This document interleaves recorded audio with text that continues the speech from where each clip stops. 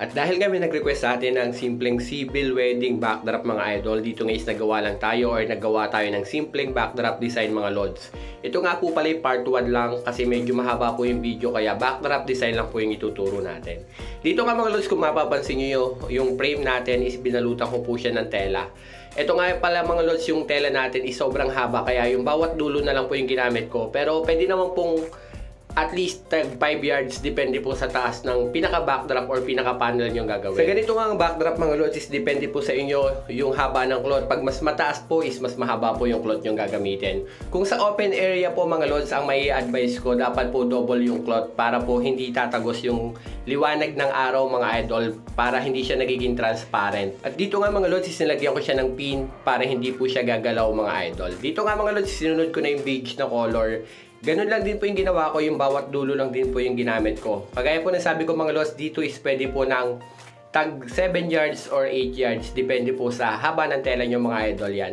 Dito is pinfold ko lang din po yung pinakaibabaw para magkaroon po siya ng simpleng pleats or yung pinaka parang scallop design pag hinatak natin siya mamaya. At nilagyan ko rin siya ng pin mga lods para hindi rin siya gagalaw once na hinatak natin. Dito is pinold ko lang siya ng ganyan mga idol. Tapos sa gilid ng pinaka-panel natin, tinalian ko lang po siya ng tie wire natin. At ganoon din po sa kabila. Check nyo na lang po kung pantay. At dito mga lods, lalagyan natin siya ng flower pole design mga idol. Kagaya na sabi ko mga idol, check nyo na lang po siya kung pantay.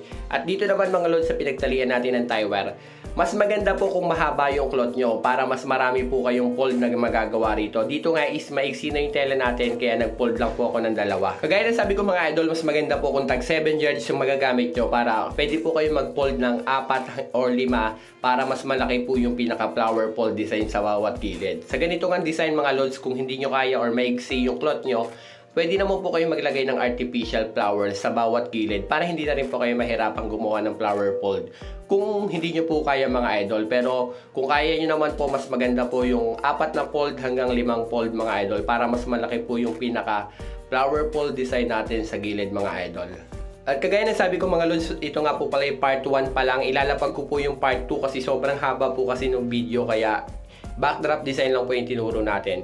Dito nga mga lods, naglagay na tayo ng green leaves na artificial mga idol. Dito po mga lods, kung wala kayong bulaklak na artificial, pwede na po yung ganitong design. Tapos lagyan nyo lang po siya ng Christmas light na backdrop. Ito yung itsura niya kapag mayroong green leaves na artificial mga idol. Sobrang simple lang pero maganda naman tingnan. Ito naman po mga lods kapag nilagyan nyo siya ng bulaklak mga idol. Sa mga nagtatanong, yung po palang artificial flowers natin na to is binili lang natin sa Divisoria, likod po ng 168 sa may Tabora Street. Kung sa tela naman po, sa tabi lang po ng Tabora, yung Ilaya na Street, bilihan naman po yun ng tela. Ito na nga po pala yung ating 3 heads na wisteria mga idol. Kagaya nga nasabi ko mga lods, mas maganda po rito kung mayroon kayong Christmas light na curtain mga idol na nasa loob para mas maganda po yung pinaka backdrop design na to. Dito guys, inad ko na rin po yung artificial na leaves natin para mas gumanda po yung backdrop natin. Ito na nga po pala yung may LED lights natin kasi wala po tayong available na Christmas light kaya naglagay lang po ako ng sample na ilaw para may idea rin po kayo kung anong gusto nyong ilaw or anong gusto nyong kulay na ilalagay mga idol na backlight mga idol. At kagaya ng sabi ko mga lods, part 1 pa lang po ito mga idol. Ito na nga po pala yung part 2 kung saan nilagyan na po natin siya ng simpleng table mga idol na perfect po sa civil wedding mga idol. Follow for more at huwag nyo kalimutang i-share. Abangan nyo na lang po yung part 2, i-upload din po natin agad. Salamat!